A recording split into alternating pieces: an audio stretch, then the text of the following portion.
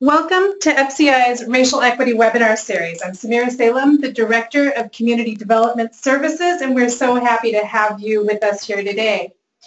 With the help of BMO Harris Bank, we're able to offer this series of webinars, and we want to express our gratitude to BMO Harris Bank for being an active partner in Wisconsin communities. As always, we welcome your questions and comments throughout the webinar. Please feel free to type your questions or comments into the chat box on your screen and submit them to us throughout the webinar. Please feel free to share on Twitter anything that you've learned, any aha moments that you might find. And if there are any technical questions, you can email those to brittany.s@forwardci.org. My colleague Brittany will be monitoring that inbox. So in addition to the webinar, the live webinar, we're recording it and we'll be making a link available afterwards. So in case you'd like to share it with any of your colleagues. We're thrilled today to partner with the YWCA Madison to bring you our webinar entitled Women of Color Leading Change. So this is in support of YWCA's Stand Against Racism, their national campaign. And I'd like to welcome all of our inspiring speakers today and turn it over to Vanessa McDowell, who's the interim CEO of YWCA Madison. She'll be our moderator for today's webinar. And Vanessa will introduce our three speakers. We're having a little bit of trouble with one of our speakers. She's off-site, calling in from Toronto, Canada, so we're crossing our fingers that she will be able to join us today. But in any case, we have three lined up, wonderful women who are doing amazing work in our communities. And Vanessa will be introducing the speakers and getting the conversation going. Welcome, Vanessa. Thank you.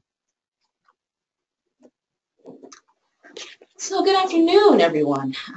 It is my pleasure to moderate this conversation today. My name is Vanessa McDowell. I'm the interim CEO of the YWCA Madison, where our goal is to eliminate racism and empower women.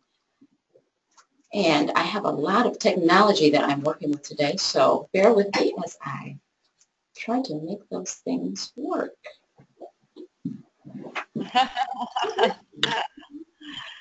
Hello. Welcome. Welcome, Annahid. Thank you. Nice to finally be with you all. Yes. Can you see me okay? Yes. Okay, great.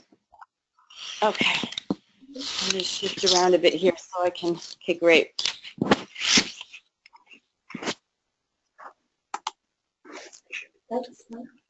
Okay. So we actually exercise our mission in three different ways. One is race and gender equity. The other is job training and transportation, and housing and shelter. Today we are taking part in a national initiative with our national YWCA, and it's our 10th annual year to do Stand Against Racism. This year we are looking and focusing on women of color leading change. Stand Against Racism is a signature event that helps build community among those who work for racial justice, and it raises awareness about the negative impact of institutional and structural racism in our communities. This campaign is one part of our larger national strategy to fulfill our mission of eliminating racism. So today, we had the pleasure of speaking with some phenomenal women of color that are leading change. We'll be speaking today with Annahid Dashtgard, Sagacious Levingston, and Sabrina Madison, otherwise known as Heymiss Progress.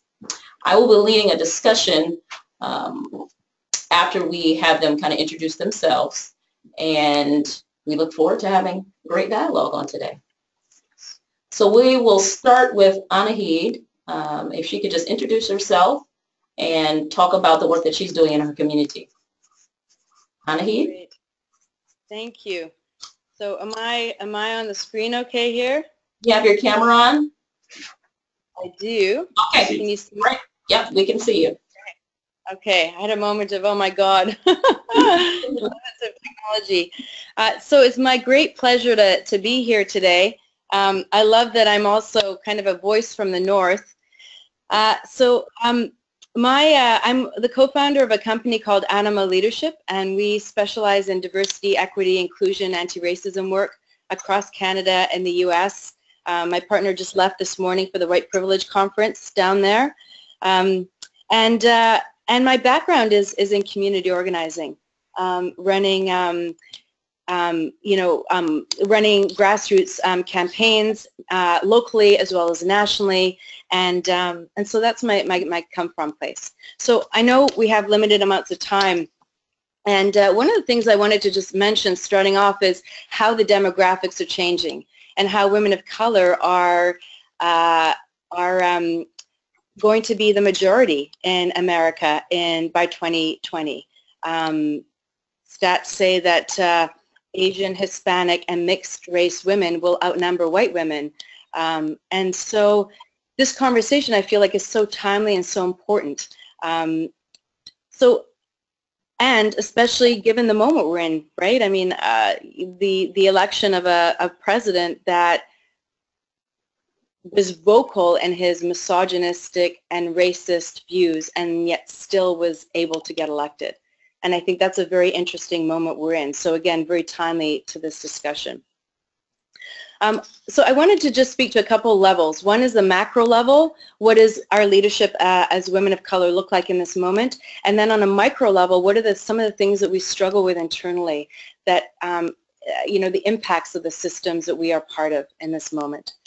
And on a macro level, one of the things that I've been most disturbed by is, as a feminist, looking at women's issues, broadly speaking, is a shift from collective, looking at women as a collective, to looking at women as individuals. And I think of Sheryl Sandberg's recent book, Lean In, as a recent example of that, and really kind of encouraging women to be more assertive, to step up in the boardroom, in the workspaces, as if pushing for collective change now rests on individual shoulders. And that is such a problematic argument because any kind of change that has ever happened throughout history always happens because people recognize their common identity and push for change on that collective front.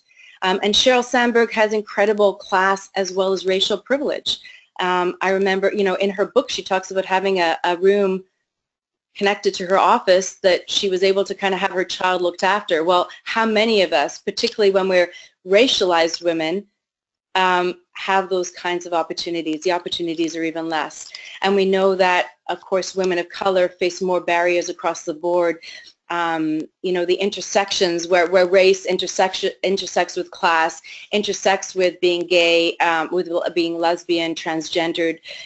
We look at the number of women of color that are struggling in communities around many, many fronts. And so, there's a way in which, that conversation around just kind of assert yourself and you can get ahead, pull up your bootstraps and you can get ahead, it's aimed really for white women that have been able to move much further ahead in society, even though white women are still not where white men are at in society still. The pay equity gap still exists across the board. Here in Canada, it was just a year and a half ago where female academics were being paid the same. Well, finally, some of the universities here were recognizing that, female academics are not being paid. There's an 18% gap between what female academics are being paid versus what male academics are paid. And this is in university settings that are supposedly the most enlightened workplaces in our society. So we know that gap still exists for white women, and yet at the same time, across the board, white women have still been able to advance on many fronts that women of color have not been able to over the last 20 years. So that whole argument of let's just focus on what we can do for ourselves and what we can do as individuals is problematic because it means that we're leaving particularly racialized women outside the door. I want to just shift and I will say that I feel like the women's marches that happened after Trump's election were hopeful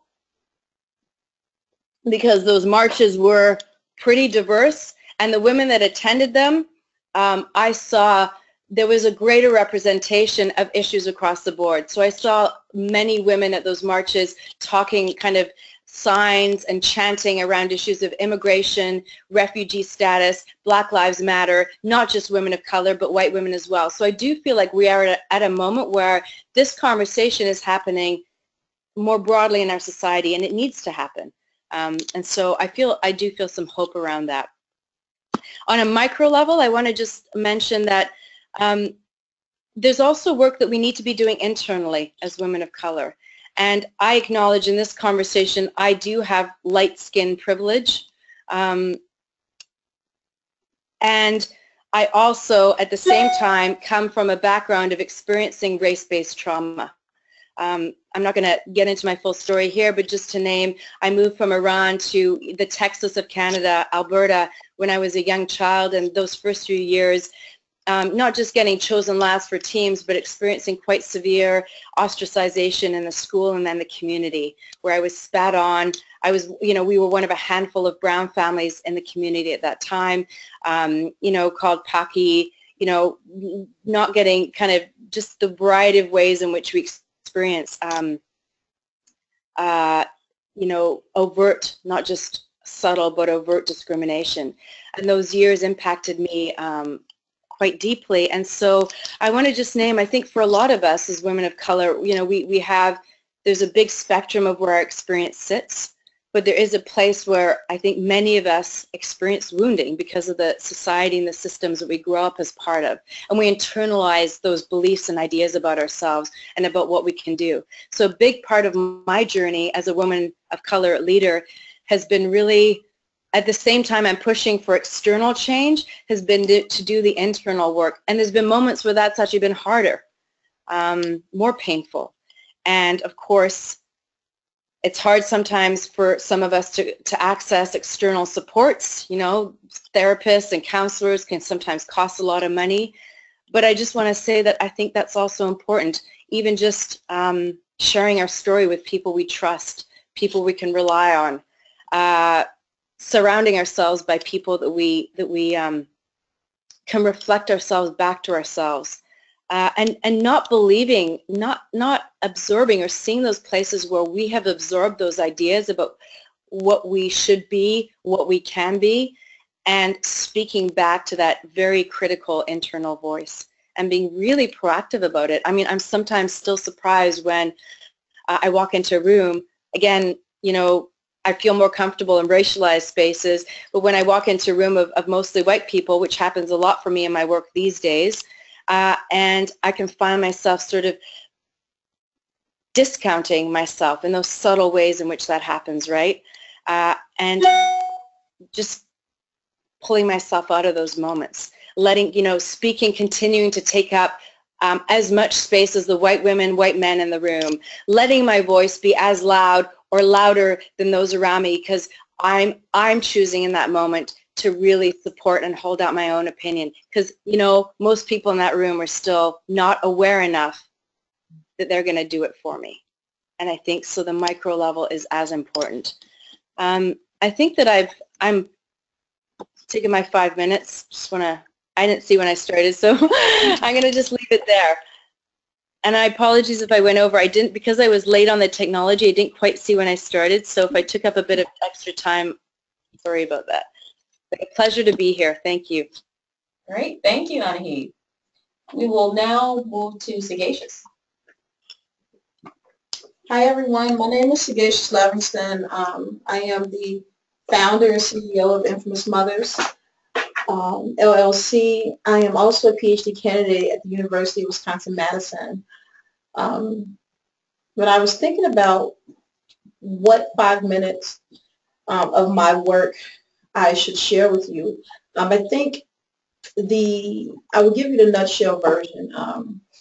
I work with marginalized moms, women who mother from the margins of our society, the moms that we often forget about, teen moms, single moms, moms who were once addicted to drugs, moms who were once sex workers. And I provide personal and professional development for those moms. I also provide professional development for the organizations and businesses that impact the lives of those mothers. And as Annahid pointed out, a lot of times that development is important because of the awareness that's not there. So when we think about who has a monopoly on images of dysfunction and a monopoly on images of poor parenting, the media often portrays Black mothers as those people who are the image and the face of those things.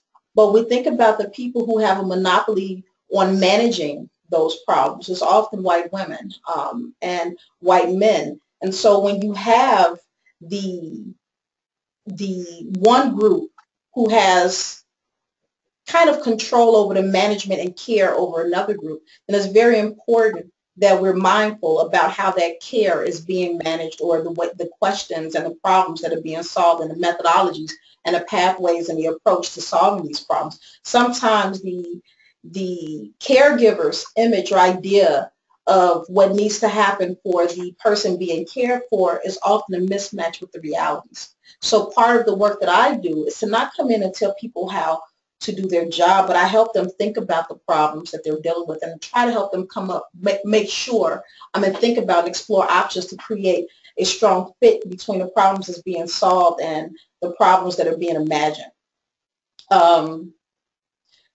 One of the biggest reasons why I do the work that I do is because of what's at stake if I don't do the work that I do.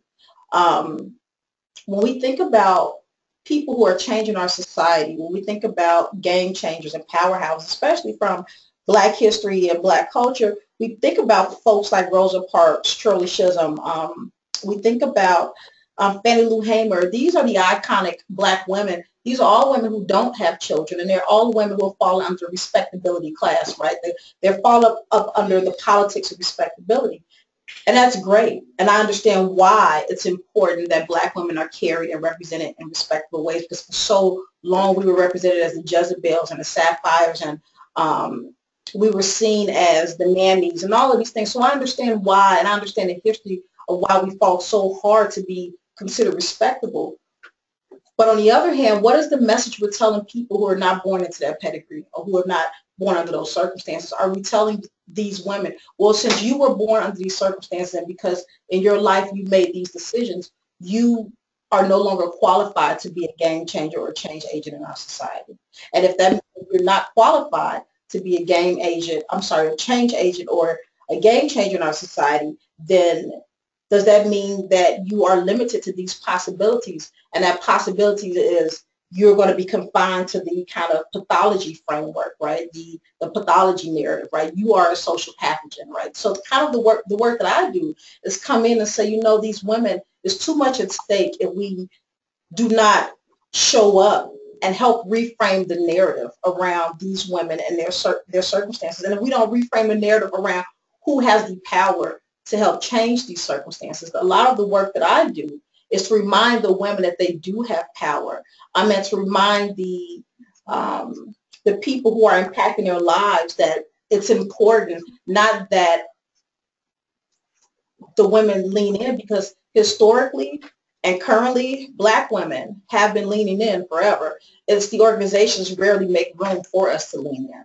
Even when it comes to solving the problems in our own community, we're often, space is often not made for us to lean in because we don't fit the narrative of problem solver. That has been reserved for white women and has been reserved for white males to solve and manage our problems. And so a lot of the work that I do is to help remind the women that they can make a difference. And I think that is the gist of it for me. Great. Thank you, Sagacious, for that. That was great. Now we're going to move on to Sabrina. Yay! Hey, y'all. I'm Sabrina Madison, but most folks just call me Progress, or they yell from across the room, Heymiss Progress. So in short, I'm the creator of the Black Women's Leadership Conference and the Black Business Expo, both here in Madison, Wisconsin. Primarily, I want to talk today about the Black Women's Leadership Conference. For me, I created it simply because I had just got tired of walking into spaces and being the only woman in the space. So I got sick of walking into spaces where I am the teacher, I am the educator, I am the person they've hired to come in and teach some sort of level of professional development. And I am coming into spaces where there are large companies sending their employees. These employees are white women. So I'm thinking, I know these folks hire folks of color. They're just, and there are places that they're 100% completely white. They do not. But I am in a space we're talking about women, we're talking about professional development. Why am I the only person of color? So I got fed up with it on my last speaking engagement last year. I think I took 15 minutes and said, what would a leadership conference, what would a space look like geared towards Black women and leadership, where we are leading, we are writing, we are providing the content. So I created that conference in 15 minutes. It sold out in under a week. We're doing it again this year, next month. So for me, my work is simply to disrupt the status quo. I've never necessarily cared about rules. I don't necessarily care about how people think the work should be done. I don't even really care about their strategic plans. If they don't make sense, they don't make sense for Black women. Black women are not the ones thriving. Black women are being paid underpaid, horribly underpaid. I just truly do not care. I am really there to disrupt how things are working. I am there to say we need to pull the Black women out of your spaces and give them the skills, provide them the leadership opportunities so they can demand the best of themselves and demand the best of the organizations in which they're working for. Right now in Dane County, I believe Black women are at 57 cents on the dollar, white women are at 85 cents on the dollar, Latina women are at 48 cents on the dollar. That's absolutely ridiculous. And so for us, if we're talking about equity, we want to be fans of equity, we want to be fans of equity work, then we have to pull Black women from 57 cents to 85 cents, at least with white women, and then we can all march on to $1. So my work is primarily to say that I'm just not interested in the status quo, and I want to pull us all from, where we're at and get us all to where we need to be together, because Black women are the primarily leaders of our household.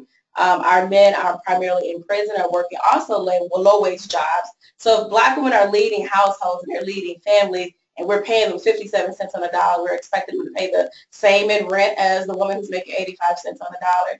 We're expecting her to be able to afford healthy food at the same price as the woman who makes 85 cents on the dollar. That it just makes it doesn't go together. So I'm here to say, to come to your place of employment to say, this doesn't make sense. Let's move this in a different direction so that Black women can thrive. So if you see me, you'll see me show up in spaces really very much selfishly concerned with the needs of Black women to thrive. So that's me. Awesome.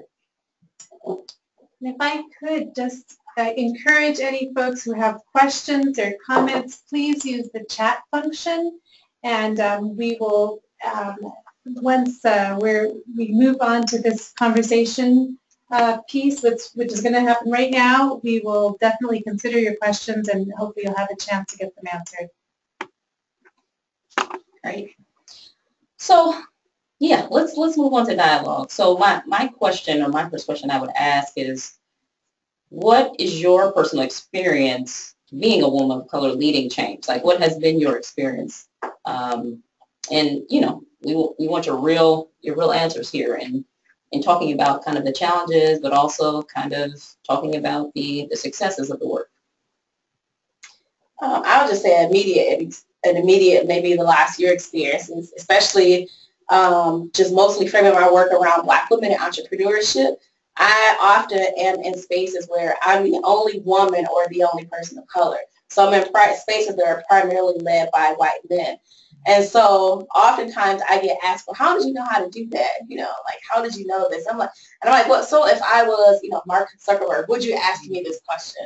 So the last year or so I'm not necessarily, I won't tell you or teach you, I'm just going to be who I am. And if you don't, you sort of roll with it, then that's something you have to deal with. So I'm not in a space to teach you how to deal with me, but to say who you thought you were dealing with is just absolutely not correct. And you have to figure out how to work with me in order to make it work, because this community needs to thrive. So for me, it's just been this last year or so getting in different spaces outside of working for someone else, where the person who walks in, they just had no expectation of what they were going to get, at all. And they're confused, or they just don't think that Black women know what we know. They don't think that we're smart enough that we should.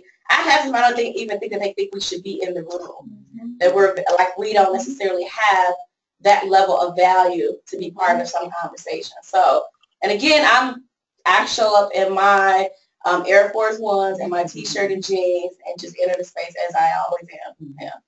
So, I think for me, one of the, what my experience has been is very similar to what Progress has pointed out. People don't, when you're designing universities and workspaces, you're not just imagining a black woman from the south side of Chicago who's a single mother of 6 children by 4 different fathers pursuing a PhD. That's not in your university model. And then you definitely don't imagine that woman to be a CEO or founder of an organization. That's not in your business model.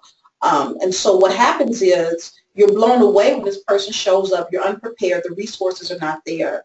And then the work is happening, yet the work is unsupported. I chose to not become a nonprofit organization because there are, 500 plus nonprofits in Madison. I didn't want to compete with those resources. I didn't want to create more division, isolation, or competition in an already overly saturated market.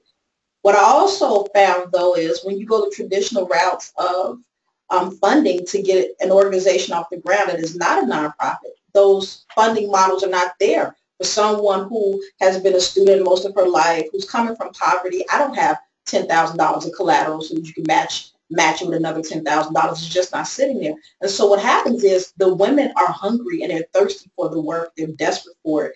You show up, these women are crying. They're like, where have you been? You can relate to me in ways that I've never been related to, yet the resources aren't there to sustain the work. And so what happens is I often find myself out there doing the work, but I'm doing it in a way that's almost not sustainable for me, but because I understand what's at stake, I keep showing up.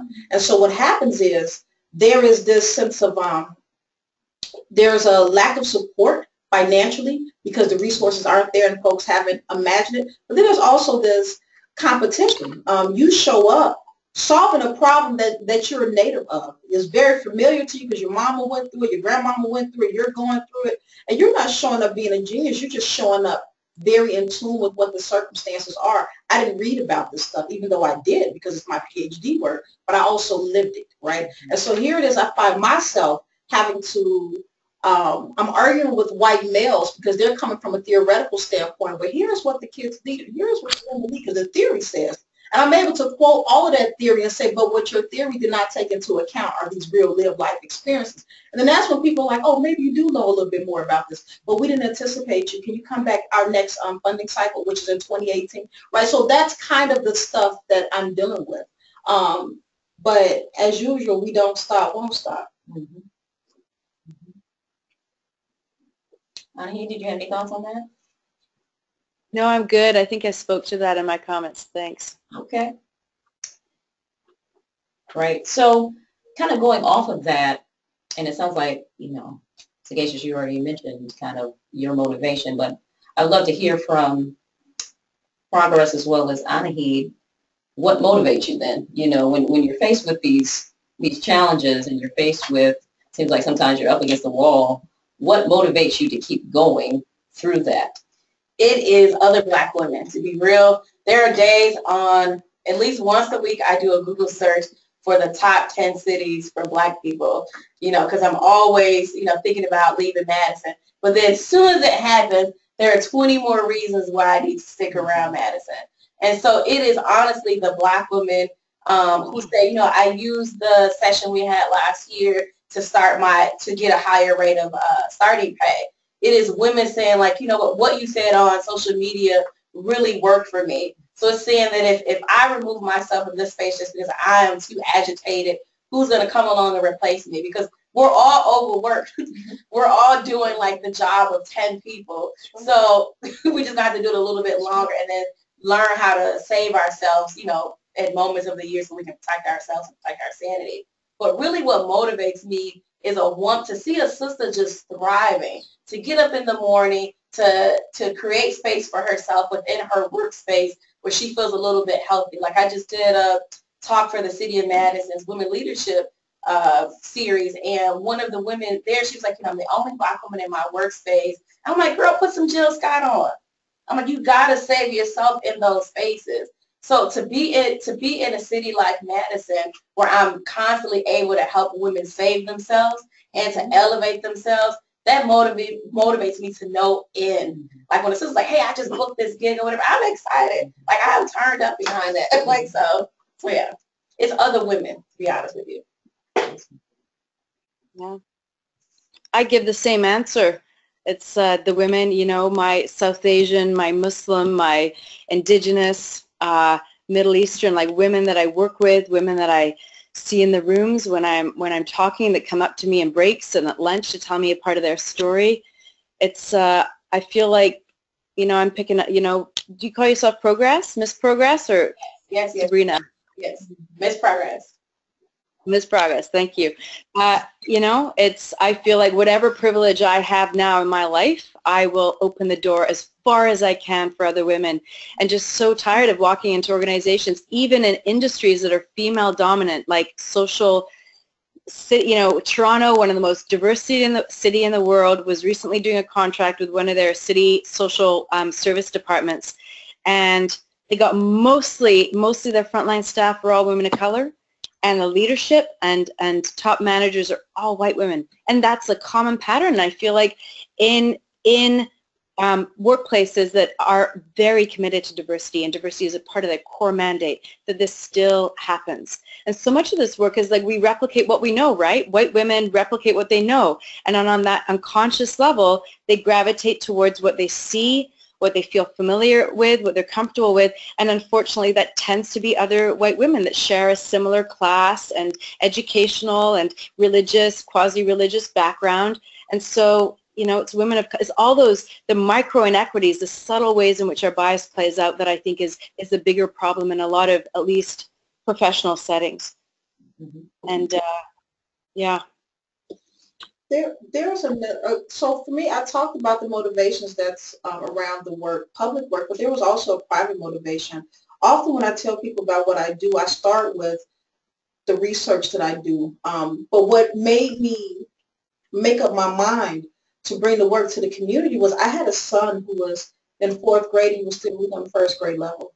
And I had done everything that people wanted me to do, from putting him on Ritalin or Adderall or whatever he was, to really trying to get him to trusting the school system to help my son get to where he needed to be. And from the IEPs and everything, and the more I advocated for my son, I remember being in one IEP meeting, and when I refused to put him on meds, every white woman in that meeting turned their back on me. They literally turned their backs on me. And they were making a statement, and their statement was, if you're not going to follow through with what we're suggesting for your son, then we can't hear you. And it threw me off, because my understanding of what an IEP meeting was that I was supposed to have a place at the table. We were supposed to collaborate and come up with these decisions together. And so because I was so heartbroken and I felt intimidated, when they turned their back, I went and put my son on Adderall, and guess what? He still couldn't read, because guess what? He was dyslexic, and Adderall doesn't fix that. And so I took my son out of the school system, and I discovered that he was dyslexic, and I went and got the resources that he needed to help him with reading problems. But I say that to say I had to create, I saw myself teaching at the University of Wisconsin-Madison, giving my students, whom I love dearly, and my colleagues I love dearly, the very best of me, and my son was sinking in the school system. And I was seeing him being pipelined into the prison industrial complex, and something in me had to stop and say, I'm going to give these folks the best I have of me, or I'm going to go home and figure this out. And so I had to leave and create a life for myself that allowed me to take care of my family, but also allowed me to address the issues in my community. My whole life has been about delayed gratification, degrees, and raising the children. And at one point, when I'm 70, is that what I'll be able to give back to my community? At some point, it had to stop, because I knew what was best for my circumstances, and I was able to relate to my community in ways other people couldn't, and I needed to give them my talent, my health, and the best of me in a way that will help and inspire them, as well as build my family. So that's what where my motivation comes. It's the women in the community, but it's also my children, and it's my integrity, and it's my purpose, and it's my sense of what does it mean to be true to myself, and to live a life that's meaningful, and to not, I can go on to get a cushy life as a professor, but that would change my life and the lives of those folks that I work with, as well as my children's life. But if I give my work to the community, that would change thousands of women's lives. How do we know when we'll see the next single mom of 6 kids earn a PhD and coming back to the community? I can't wait or even trust when that's going to happen next. So I have to be the one to show up. That's why I do what I do. Right. I just want to reiterate too, if you have any questions that you would like to ask, please send them through the chat or through the questions module. Another question I had was, what advice would you all give women of color who are struggling to find their place or struggling to lead this change that we're talking about? What advice do you have for them that, you know, they're the only ones, you know, in their spaces? They're trying to figure out, you know, how do I even get my voice to be heard, or how do I even get people to think that I'm enough to be in this position that I'm in? I always advise folks to first protect yourself. Like, you have to protect yourself within those spaces. You have to sort of create literally an environment for you to walk into and feel like you got to create, like, even if you got a little cubicle, you know, throw whatever you need on the walls. I remember in my old cubicle back in the day, I had all my awards, all my newspaper clippings, Jill Scott, my son's pictures, flowers, because I needed to create some peace in a space within. I'm dealing with all these microaggressions. So first and foremost, protect yourself in all spaces as much as you can. But then the next thing is, you just have, honestly, it's a confidence thing, it's a self-esteem thing, and you have to, it's not necessarily about trying to prove anything to anyone. Because I think that all of the 3 of us here also likely still walk into spaces where people don't believe in us or they don't value us. So you have to not necessarily go about it where you're trying to prove something to someone. You have to, like, prove it to yourself. Whatever it is that you want to work on or that you want to advocate for, just do that. And then the people who will naturally be your collaborators, your inspirers, your supporters, they will come with you. So focus on who supports you already. Continue to roll with them. Don't go about the work trying to prove anything to anybody. Don't take stuff personal, and protect your space. That's probably the best that I can give. The best. I think for me, what I found, so I'm probably the newest kid on the block in terms of me bringing the work to the community. For the 10 years I've been here, I've been at the UW. And contrary to what other people's experiences are, for the most part, I'm not going to say every aspect of it, but for the most part, I come from a very supportive and very loving department where we have each other's back. I was very surprised when I got into the community with folks who looked like me, and we had each other's back for the cameras, but then there was always some type of internal competition. And I realized what it is. It's a scarcity mentality, right? Like, there are so few resources that if we're not careful, we will let this system and this environment pit us against each other. And I refuse. So I'm angry with folks right now, but I'm going to show up for them because it's the work that we do, right? And at some point I will tell them, you know, I'm kind of salty with how you managed this or you did that. But that doesn't stop me. But I keep the vision in mind because the work you do is good, right? And it's important, it's necessary, and we have to show up for each other. And so I find a way to keep as Annahid started off, the bigger picture in mind as well as the smaller picture in mind. And I try to find a way, as Progress pointed out, how do I take care of myself? That was the part that I was neglecting at first. I did everything for free last year, and I saw the cost of doing everything for free. So now how I protect myself is, before I do anything, folks get contracts from me. I need you to pay me up front, and I need you to pay me as soon as this last piece is over with. My personal space is my personal space. I don't let people from outside, I don't even let people come visit me in my house because I do so much work in the community. I have to protect myself. And I make sure that I don't compromise my integrity. For me, that is my biggest piece of self-care. If I feel that the work that I'm doing is taking me further away from the mission, or the climate is so harsh and so hostile, I have to shut everything down, and I have to have a quiet moment, and I have to have a talk with myself as suspicious. What do you value, and what's at the core of what you do, and then how do you regroup and reframe and start from there? So for me, the thing is making sure that everything I do is rooted in integrity and love, community spirit, and making sure that I'm always checking in with myself. Yeah, I'd echo that. I feel like, and again, I want to just recognize that I do experience more privilege on the basis of my skin color than I know Miss Progress and Sagacious you're talking about here. So I want to acknowledge that, and also say, even for me, just walking out the door in the morning, I feel like I get wet. Like, I just feel like, oh, I'm absorbing so much of the energy, and again, mostly a lot of folks in the room that are not understanding, don't want to understand diversity or anti-racism or what these things really look like. And then I get home, and it's really about, I loved how you put it, Sagacious, like just really intentionally locking myself into quiet space to dry off. And I really feel like that's, really getting clearer and clearer over time. That's what my soul needs to thrive. It thrives in the quietness. It thrives in the, the people that can really see me, and getting really, really intentional about protecting that time to recharge. And I notice if I don't do it, I start to actually absorb those messages about, that are out there in our society, that are in the minds of the folks in the room. I start to absorb that messaging about, and I find myself leaving a session, I could have done it better. I should have said that more clearly. And all the ways in which, really are variations on I didn't do it good enough. And, there's always, a certain amount that we can always be doing better, but really that voice gets so much louder when I don't take the time to recharge and source myself. So I think that piece is really important for all of us. Great, thank you. So another question, kind of changing it to the employer side. I know we have some employers that are tuned in and listening to this conversation and wondering what they can do. So I would ask you, what advice would you have for employers that are listening about women of color leading change? What does that mean for an employee? Definitely educate yourselves first about who Black women are and who we are not. Because then if I am in the room, you're going to get a quick 5-minute education that can get uncomfortable for you.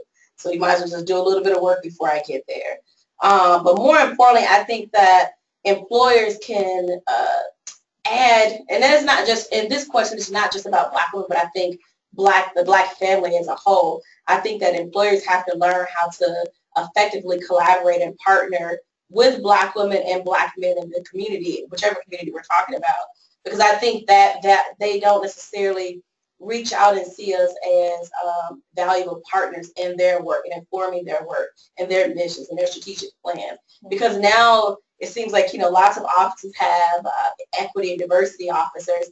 Those equity and diversity officers often have none, minimal, or very short budgets. They have no power. When you meet one of them and you're asking them questions like, hey, this would be great, this would be a great idea.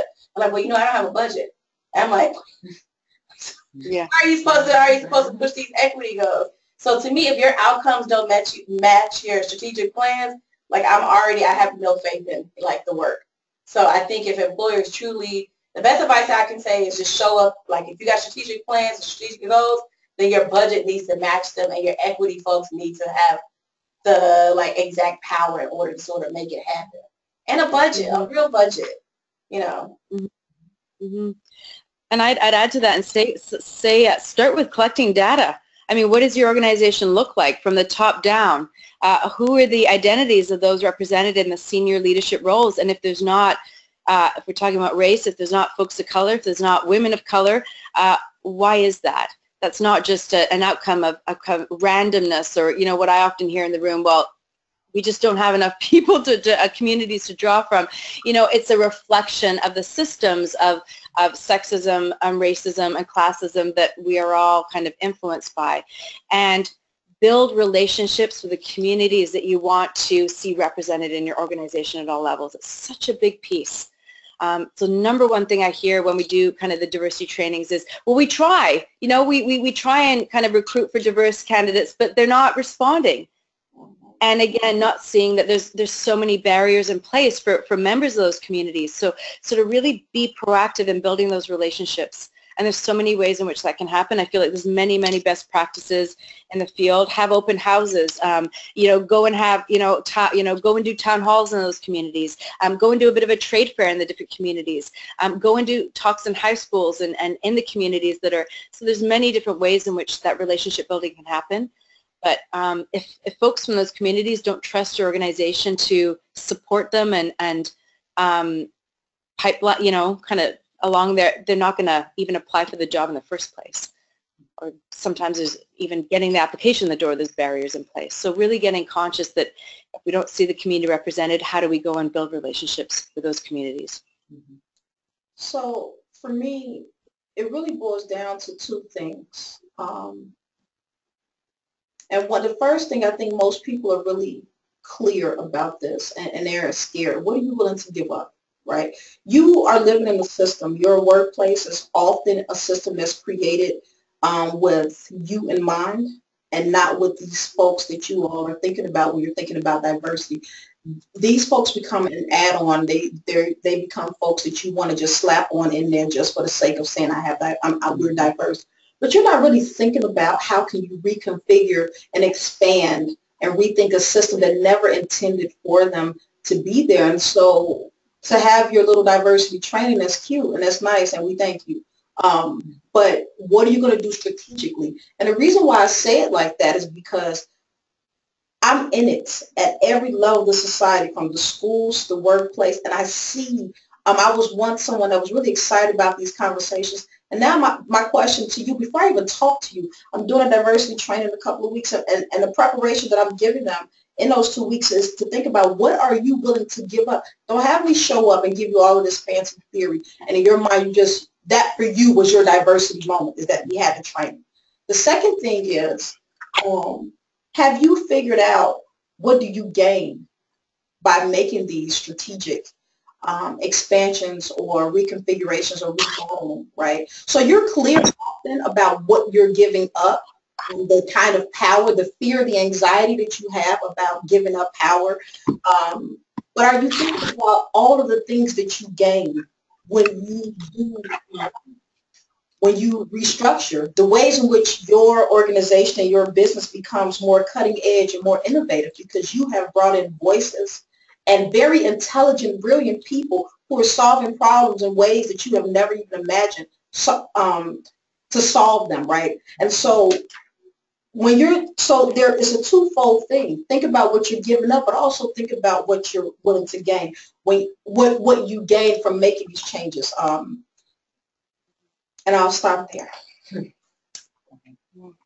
Okay, so we do have a question that's been posed to ask, and the question is, what strategies do you propose for women of color to collaborate in a context like Madison when there's a tendency to compete for the same funds, programs, etc.?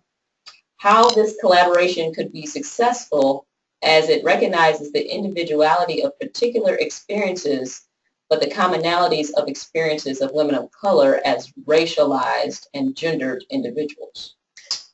Ooh, I had a quick one. Check out the competition part. Start looking at it as competition. There's only, the pot is bigger than what we've been told. I rarely look at it as a competitive thing to say, this is the work that I'm doing, this is the funding that I need, this is how I'm going to go after it. If you can remove competition, stop worrying about what everybody else is getting, and figure out, align yourself to people who have similar values and goals. You have to have a personal philosophy on how you do the work. So align yourself with people who are morally match you. And then you won't be worried about all the drama. It won't bother you. I think the key is, so for me, what I often do when I find myself in that place where I'm competitive, or if I'm feeling like that scarcity thing is kicking in, because I'm not above it. I check myself by having a conversation with the person that I'm feeling those feelings about. So for instance, if I am having those feelings about Vanessa, I'm going to call Vanessa and have a meeting and say, Vanessa, you know what? These feelings are coming up and we are collaborators. We have to get this work done. How can we create a picture or a system that allows for both of us to come up with solving problems with the skill sets that we have? And so I hold myself accountable by having honest and transparent conversations with myself and with the folks that are involved. So accountability is a big deal for me, as opposed to acting like this above me or beneath me, or I'm better than that. I'm not better than that. when the income isn't coming in or when the struggle is kicking in, I'm not better than that. But in terms of not having those tendencies, but I'm better than that in that I won't allow myself to give into it by holding myself accountable, by calling that sister up and saying, let's talk about this.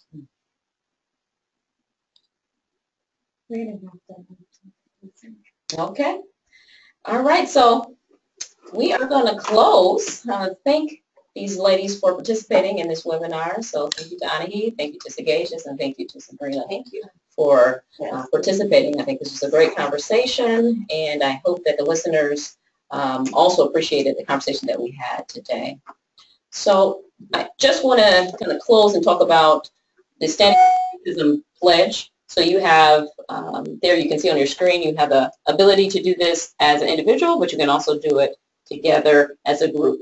One moment, we just want to remind Annahid to turn off her camera there. We're now closing up, and want to say goodbye to you in Canada. Enjoy the rest of your day.